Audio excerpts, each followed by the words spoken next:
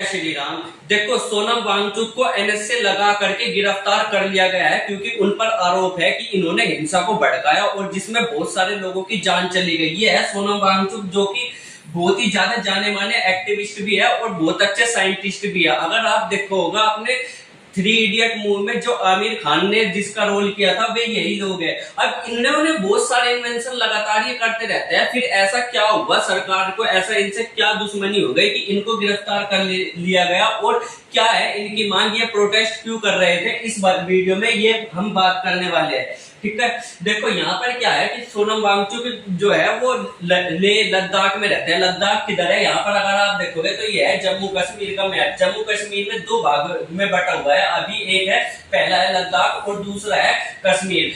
आपने को पता होगा कि यहाँ पर पहले एक चीज लगी रहती थी, वो थी धारा 370। जब धारा 370 हटी तो सरकार ने जम्मू कश्मीर को 2 अलग अलग भागों में बांट दिया। एक था ये जम्मू कश्मीर और दूसरा था ये लद्दाख। अब इनको पहले ये एक पूर्ण राज्य था और धारा 370 के अंतर्गत इनका एक अलग ही कानून था दोनों की दोनों जगहों का। पर जैसे ही धारा 370 हटी तो इनका कानून क्या कर दिया गया, हटा दिया गया और इनको क्या बना दिया गया, यूटी बना दिया गया। क्या, यूटी, यानी कि यूनियन टेरिटरी इनको बना दिया गया। अब यूटी क्या होता है, देखो 2 तरीके की चीजें होती है, एक होता है स्टेट, एक होता है यूटी। स्टेट में क्या होता है, स्टेट में खुद का कानून चलता है। जैसे मान लो ये है, देखो ये है भारत। अब भारत में बहुत सारी जगह है, जैसे मध्य प्रदेश, ये क्या है, एक स्टेट है। जैसे उत्तराखंड, ये क्या है, स्टेट है। वही उत्तर प्रदेश, ये भी क्या है, स्टेट है। वही अगर बात करें लद्दाख की तो ये क्या है, एक यूनियन टेरिटरी है। इसके अलावा दिल्ली भी क्या है, एक यूनियन टेरिटरी है। अब जो स्टेट और यूनियन टेरिटरी में अंतर होता है वो क्या होता है कि स्टेट में अपना खुद का एक क्या होती है, विधानसभा होती है। मेनली क्या होती है, विधानसभा होती है। विधानसभा या एक खुद का क्या होता है, सीएम होता है। जैसे उत्तर प्रदेश के सीएम कौन है, योगी आदित्यनाथ है। अब यहाँ का कोई भी सीएम नहीं है, लद्दाख का कोई भी सीएम नहीं है। यहाँ पर जो शासन करते हैं वो राष्ट्रपति द्रौपदी मुर्मू जी करती है। अब देखो द्रौपदी मुर्मू जी जो है उनके ऊपर पहले ही इतना सारा ओवरलोड है कि यहाँ पर देखो कितना बड़ा भारत है। अब वो पूरे भारत का शासन देखती है, उसके साथ साथ लद्दाख का, लेह का भी शासन देखती है, दिल्ली का भी देखेगी और यहाँ पर देखेगा अंडमान निकोबार का भी देखेगी। बहुत जगह है जहाँ पर वो शासन देखती है। अब इतनी सारी उनके ऊपर जिम्मेदारी है तो वो एक जगह पर निश्चितली फोकस नहीं कर सकती। अब अगर निश्चितली फोकस नहीं करेगी तो ये क्या होगा, यहाँ पर डेवलपमेंट बिल्कुल भी नहीं होगा, क्योंकि डेवलपमेंट उसी जगह का होगा जहाँ पर लोग बागों की बात सुनी जाए। अब लेह लद्दाख में क्या है, लोगों की बात ही नहीं सुनी जा रही थी। इस वजह से लोग बाग वहां के भड़क गए और इसी वजह से वहां पर क्या हो रहे थे, प्रोटेस्ट हो रहे थे। इसी के साथ साथ अगर लोगों की बात नहीं सुनी जाएगी तो डेवलपमेंट भी बिल्कुल नहीं होगा। अगर हम क्या है, हमारे यहाँ की नाली रोड नहीं बनेंगे तो हम किसके पास जाएंगे, अपने वार्ड मेंबर के पास जाएंगे, अपने प्रधान के पास जाएंगे।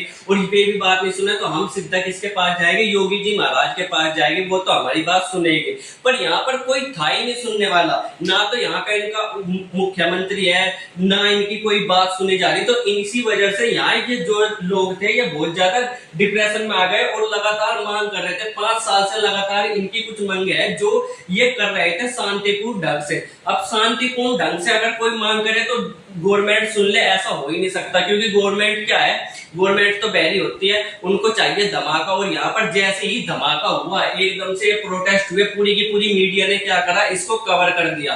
पहले के समय में ये लगातार 5 साल से मेहनत कर रहे थे, लोग लगातार प्रोटेस्ट कर रहे थे, तो गवर्नमेंट इनकी बिल्कुल भी बात नहीं सुन रही थी, सब इनको तवज्जो नहीं दे रहे थे। और जैसे ये प्रोटेस्ट हुआ, अब सारी जगह मीडिया में यही छाए हुए है। अब होपफुली इनकी बात सुनी जाएगी शायद। अब इनके साथ हुआ क्या, जैसे ही प्रोटेस्ट हुआ तो इनको क्या कर लिया गया, आतंकवादी यानी कि एनएसए के तहत गिरफ्तार किया गया। एनएसए क्या है, नेशनल सिक्योरिटी एक्ट। इसमें खास बात ये होती है कि ये ज्यादातर आतंकवादियों पर लगाया जाता है और इसमें अगर इसके तहत किसी को गिरफ्तार करा जाए तो उसके बाकी सारे के सारे अधिकार छीन लिए जाते हैं। जैसे अगर किसी आम आदमी को गिरफ्तार करा जाए तो उसको 24 घंटे के अंदर अंदर जज के सामने पेश करना पड़ता है, मैजिस्ट्रेट के सामने। फिर अगर एनएसए के तहत इनको गिरफ्तार करा गया तो ऐसी कोई बाउंडेशन नहीं है कि इनको मैजिस्ट्रेट के सामने पेश ही करा जाएगा, इनको वकीलों से मिलने दिया जाएगा, इनको अपनी फैमिली से भी नहीं मिलने दिया जाएगा। कुछ भी इनको नहीं करने दिया जाएगा। कितने समय तक? 12 से लेकर 1 साल तक, 12 दिन से लेकर के 1 साल तक इन पर पूरी तरीके से कड़ी निगरानी रखी जाएगी। फिलहाल जो हिंसा हुई है उसमें देखोगे तो ट्रक फूक दिया आर्मी वाले को, ये बहुत ही अच्छी बात नहीं है। इतनी भयानक हिंसा नहीं होनी चाहिए थी लद्दाख में, क्योंकि बहुत सारे लोग क्या हो गए वहां पर हिंसा में मारे गए। पर फिलहाल जब सरकार ही नहीं बात सुन रही, देखो सरकार शांतिपूर्ण ढंग से अगर कोई प्रोटेस्ट कर रहा है तो उसकी बात सरकार को सुन लेनी चाहिए। इतना भी ज्यादा अपने आप को श्रेष्ठ नहीं समझना चाहिए। लोगों की मांग है और लोगों ने ही आपको बनाया है, तो आपको कभी कर्तव्य है कि उनकी मांगों को सुने। अब क्या है, इनकी मांग वो समझते हैं। पहला ये कह रहा है कि हमें जो ये है, ये देखो ये क्या है, जम्मू कश्मीर पहले पूरा का पूरा था, अभी ये 2 भागों में बटा हुआ है। पहला है जम्मू कश्मीर और दूसरा है लद्दाख। ठीक है, 2 भागों में बटा हुआ है। जो नीला नीला है ये लद्दाख है और पीला पीला क्या है, जम्मू कश्मीर है।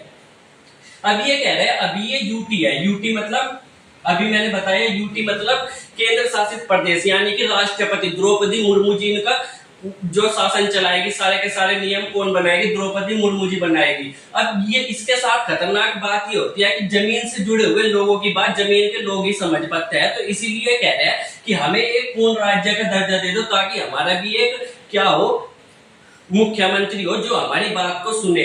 और ये पहली इनकी मांग है कि ये चाह रहे हैं कि हमें क्या करा जाए, पूर्ण राज्य का दर्जा दिया जाए। जम्मू कश्मीर को भी, अभी जम्मू कश्मीर भी यूटी है। देखो जम्मू कश्मीर भी यूटी है, पर जम्मू कश्मीर में एक बात यह है कि वहां पर विधानसभा है, वहां का अपना एक मुख्यमंत्री है जो इनकी बात सुन सकता है। पर यहाँ पर लेह लद्दाख में ना तो विधानसभा है ना ही मुख्यमंत्री है।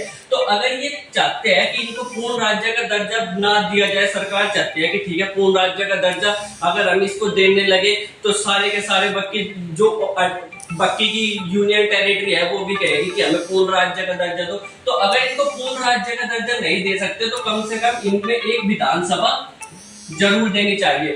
विधानसभा होगी तो यानी कि यहाँ के लोकल आदमियों की बात सुनी जाएगी। दूसरी इनकी मांग क्या है? दूसरी इनकी मांग क्या है कि इनको 6 शेड्यूल में डाला जाए। 6 शेड्यूल, अब ये 6 शेड्यूल क्या है? 6 शेड्यूल बेसिकली ऐसा है कि एसटीओ के लिए एक शेड्यूल है। एसटी क्या होता है? एसटी क्या होता है? एसटी मतलब अगर आप देखा जाए तो अनुसूचित जनजाति को बोला जाता है। एसटी मतलब अगर आप देखो तो जंगल में रहने वाले लोग, जो जंगलों में रहते हैं ना, जिनको आप आदिवासी बोलते हैं, उनको क्या कहा जाता है? एसटी कहा जाता है। अब एसटी क्योंकि आदिवासी लोग हैं और वे बहुत ज्यादा आम आदमियों से घुल मिलकर नहीं रह सकते, तो उनके अधिकारों के लिए उनको कुछ अतिरिक्त, उनको कुछ अलग से फायदा दिया गया है संविधान में। उसी को बोलते हैं 6 शेड्यूल या अनुसूचित जाति के क्षेत्र। अब ये कितने क्षेत्र है? अभी के समय में 4 राज्यों का ऐसा दर्जा दिया गया है। जो 4 राज्य है वो है ATM स्क्वायर। याद करने की ट्रिक है ATM स्क्वायर। ए से असम है, T से त्रिपुरा है, M से मेघालय है, M से मेघालय है और दूसरे M से क्या है? मिजोरम है। तो इस तरीके से आप इसको ATM स्क्वायर को याद कर सकते हो। अब ये भी मांग कर रहे हैं कि हमें भी 6 शेड्यूल में डाल दिया जाए ताकि हमारे अधिकार सुरक्षित हो सके। अब सरकार इसमें 6 शेड्यूल में क्यों नहीं डाल रही इनको? क्योंकि ये देखो लद्दाख कितना बड़ा है। अब लद्दाख में बहुत सारे पेड़ है और यहाँ पर अलग अलग तरीके के खनिज पाए जाते हैं, अलग अलग तरीके की चीजें पाई जाती है। अगर 6 शेड्यूल में इसको डाल दिया तो यहाँ पर क्या हो जाएगा? जो स्वशासन है यानी कि जो ट्राइबल लोग हैं उन्हीं का ही राज हो जाएगा। और वो बिल्कुल भी फिर यहाँ पर ना तो पेड़ कटने देंगे जरा से भी, ना ही यहाँ पर माइनिंग करने देंगे, ना ही यहाँ से कोई प्राकृतिक संसाधन निकालने देंगे, ना ही यहाँ पर टूरिस्टों को आने देंगे।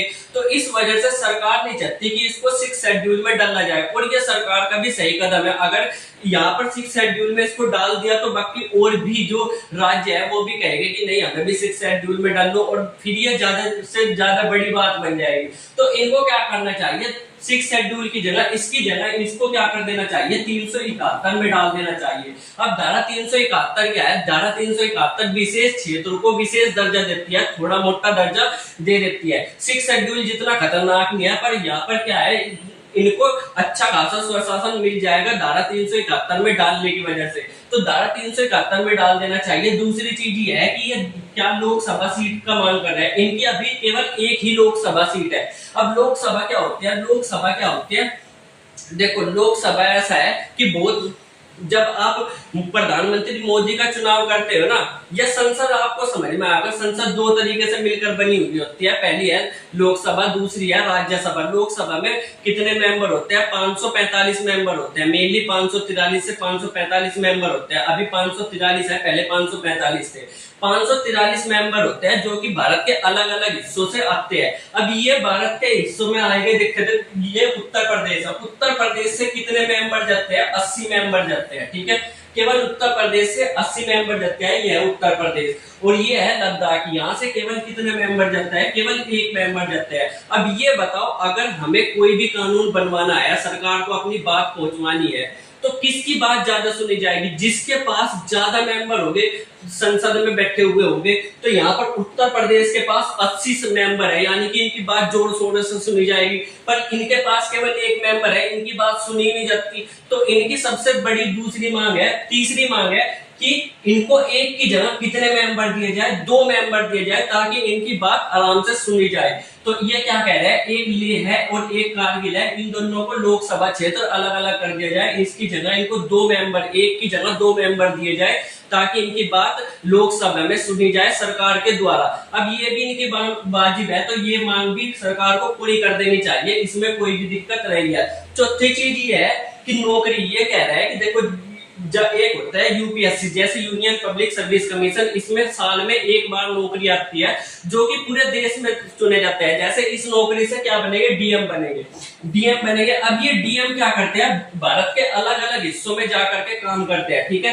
जैसे कर्नाटक में पहुंच गया, तेलंगाना में, महाराष्ट्र में, ऐसे अलग अलग हिस्सों में जाकर काम करते हैं। पर एक इसी के ही जैसी एक नौकरी होती है, वो होती है यूपीपीएससी। ये क्या काम करती है? ये केवल राज्य के लिए अपनी नौकरी चुनती है। जैसे उत्तर प्रदेश में किसी ने यहाँ पर यूपीपीसीएस में पास किया, तो ये जो यूपीएससी पास करके जाएंगे, ये तो पूरे देश में डीएम एसडीएम बनेंगे। पर जो ये यूपीपीएससी पास करके जाएंगे, ये केवल उत्तर प्रदेश में ही डीएम एसडीएम बनेंगे। तो ये क्या कह रहे हैं कि हमें भी एक ऐसी संस्था दे दो जो हमारे लिए नौकरी सुनिश्चित करे। जैसे अगर हमें लद्दाख के लिए कोई भी नौकरी चाहिए, तो हम डायरेक्ट नौकरी के लिए आवेदन कर सके, हमारे छात्र लद्दाख के लोग आवेदन कर सके नौकरियों में, ताकि हमें कोई दिक्कत ना हो। तो ये मांग सरकार पूरी क्यों नहीं कर रही? क्योंकि इससे जो है ये लेह लद्दाख पे टूटने का खतरा बन जाएगा। क्योंकि अगर प्रशासन यहाँ के लोगों के ही हाथ में होगा, तो वो क्या करेंगे? यहाँ के लोग को भड़का सकते हैं, इसलिए सरकार इसको पूरा नहीं करना चाहिए। पर फिलहाल सरकार ऐसा कर भी सकती है, थोड़ी बहुत पाबंदी लगा करके, कि इसको थोड़ा बहुत पूरा कर दिया जाए। अब आप लोग इस पर क्या सोचते हो? क्या लेह लद्दाख की जो मांगे है वो वाजिब है, और सरकार को इन सारी चीजों को पूरा करना चाहिए या नहीं करना चाहिए? मिलेगा अगली वीडियो में, तब तक के लिए बाय बाय।